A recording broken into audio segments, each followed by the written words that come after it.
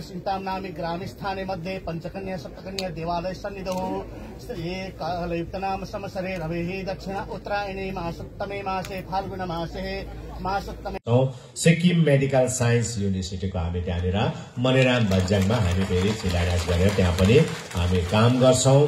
अनि यो चाहिँ तपाईको हाम्रो हिमालज्यू हाम्रो उपाध्यक्ष महोदयले अस्ति नै भन्नुहुँदै थियो, मैले आज नै सोचेको थिएँ आज एकै ठाउँ गरौँ भइहाल्छ भन्दा फेरि भएन र फेरि एउटा कार्यक्रममा हामी फेरि पनि गर्छौं। त्यसो हुँदा त्यहाँ पनि डेभलपमेन्ट सुरु हुन्छ र हर कुनै पनि सानो भन्दा सानो जग्गामा कुनै पनि सरकारी इन्स्टिट्युट खोलेपछि त्यहाँ क्यान्टिन चल्छ, गाडी चल्छ, व्यवसाय चल्छ, चलिहाल्छ। त्यहाँ जस्तो प्रकारले कोप्चे है नाम्ची सिङताम ग्राम कन्स्टिट्युन्सी भित्रै पर्छ कोप्चे, त्यो कोप्चेमा के थियो? इन्स्टिट्युट थिएन। अब हामी तपाईको त्यहाँनिर हामी भिडियो अफिस बनाउनको लागि जमिन किनेको छौं अनि यसपालि हामी यसको बनाउने धनराशि पनि राख्छौं। त्यहाँदेखि नाम्चीदेखि कोप्चे जानु पर्यो भिडियो अफिस, त्यहाँ गाडी चल्छ, क्यान्टिन चल्छ, सबै व्यवसाय हाउस रेन्ट चल्छ, यो सबै चल्छ। यसरी हामी एउटा नाम्ची सिङ्गीथाङलाई हामीले त्यो प्रकारले हेरेर यो एउटा ठूलो उपलब्धि छ अनि यसको निम्ति म विशेष गरेर यहाँका अति आदरणीय पञ्चायतहरूले पनि पूरा सहयोग दिनुभएको छ। उहाँलाई म धेरै धेरै धन्यवाद दिन चाहन्छु। यहाँको विधायक महोदय अनि हाम्रा पार्टीका हाम्रा कार्यकर्ताहरूले, हाम्रा पार्टीका हाम्रो कन्स्टिट्युन्सी लेभलका प्रेसिडेन्ट टाँसी तामाङ लगायत उहाँका सम्पूर्ण साथीहरूले पूरा जोड गरेर है तपाईहरुले यो युनिभर्सिटी यहाँ है ल्याउनको निम्ति अनि यो कार्यक्रम यहाँ गर्नको निम्ति तपाईले पूरा जोड दिनुभएको छ। तपाईलाई धेरै धेरै धन्यवाद दिन चाहन्छु। तपाईले अस्ति नै दुईपल्ट यसको पोस्टपोन भइसकेको है, दुईपल्ट गरौँ भने मेरो नै समय मिलेन, फेरि क्यान्सल अनि फेरि भयो, अर्को पालि पनि क्यान्सल।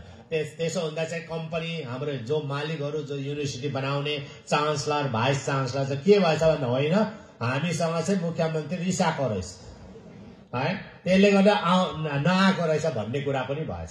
तर म किन रिसाउनु?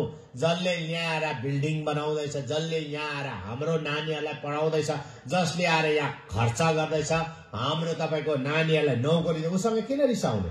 तर म समय नपाएकोले गर्दा आउन सकेन र आज जुन मिल्यो अनि तपाईहरुसँग मेरो भेटघाट भयो। हामी नयाँ डीएसी डिस्ट्रिक्ट एडमिनिस्ट्रेसन सेन्टर बनाउँछौँ एकदमै, किन यो पुरानो भयो है, अफिसहरु पुरा भयो, पुरा टोटल हामी एकदमै राम्रो खालको बनाएर हामी यसै पालि धनराशि हामी छुटाउँछौँ अनि नयाँ डीएसी बनाएपछि त्यहाँदेखि यताको है सर्छ, नयाँ डीएसी मा सरेपछि जुन चाहिँ अहिलेको पुरानो अस्पताल छ अहिले चल्दै गर्ने त्यसमा चाहिँ हामी अघि हाम्रो सतीश चन्द्र राईज्यूले भन्नुभयो राम्रो भन्दा राम्रो शपिङ कम्प्लेक्स बनाएर हाम्रो बेरोजगारी भाइहरुले दिनुपर्छ भने हामी त्यो जग्गामा चाहिँ एकदमै राम्रो शपिङ कम्प्लेक्स बनाएर हाम्रो व्यवसायको लागि हामी दिन्छौं।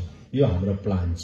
मेजोरिटीमा नाम्ची डिस्ट्रिक्टमा राई कम्युनिटी छ, तर कहिले पनि सोचेन पूर्वसँग होइन राईहरुको राईखिम माङखिम चाहिँ हुनुपर्छ भनेर सोचेन।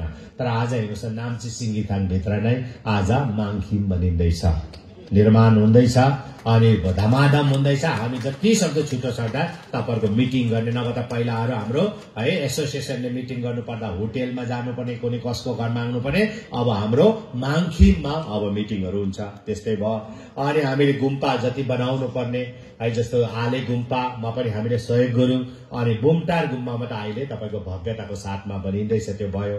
अनि ब्रह्मकुमारी सेन्टर अहिलेदेखि होइन उहिलेदेखि नै ब्रह्मकुमारी सेन्टर थियो, ब्रह्मकुमारी योग सेन्टर थियो, तर कहिले पनि पूर्व सरकारले बनाउन सोचेन। तर आज हेर्नुहोस् त ब्रह्मकुमारी योग सेन्टर पनि निर्माण हुँदैछ।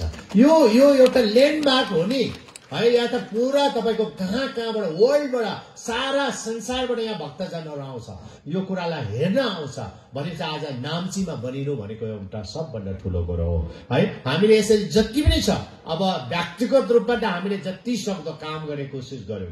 व्यक्तिगत रूपमा प्रत्येक घरमा नौकरी छैन भने हामीले चुनाव भन्दा अगाडि हामीले नौकरी दिने कोसिस गर्यौं, हामी सबले पाएको छ। तर त्यति हो परिवारमा 3 जना पढेको छ 3 जनाले दिनु सकेन, हामीले 1 जनालाई त कम से कम दिएको छ। अनि जो पनि छोडेको छ, जो पनि चुनाव भन्दा अगाडि कुनै पनि घरमा छोडेको छ जसलाई नौकरी दिन सकेको छैन उसलाई दिनु आवश्यकता छ भने मैले भनेको छु माननीय विधायकहरूलाई तपाईहरुले लिस्ट बनाएर यो अब हाम्रो बजेट सेसन बादमा चाहिँ हामी त्यो उहाँहरूलाई पनि लगाइदियौं ताकि एउटा घरमा कम से कम 1 जना नौकरीदार होस्। उहाँहरूको चुला जलोस् है, उहाँहरूको परिवार चलोस् भने। तर अब 5 जना छोराछोरी पढेको छ, 5 जनाले नोकरी पाउन सक्दैन। अनि अब त्यसरी जतिजना 5 जना छ सरकारमा, सिक्किम सरकारमा पाउन सकेन भने पनि यसरी आयो ग्लोबल युनिभर्सिटी आउँदैछ। अनि तपाईको माथि मनिराममा अब है सिक्किम मेडिकल साइन्स युनिभर्सिटी आउँदैछ है। यसरी त्यहाँनिर पनि हामीले एडजस्ट हुनु पर्यो, व्यवसाय गर्नु पर्यो। र म आज जति पनि पार्टीका हाम्रो कार्यकर्तालाई म भन्न चाहन्छु, पार्टीमा सहयोग गर्ने साथीभाइलाई म भन्न चाहन्छु, जति पनि युवा भाइ बहिनीहरू पनि भन्न चाहन्छु, तपाईले एटलिस्ट गर्नुहोस्। तपाईले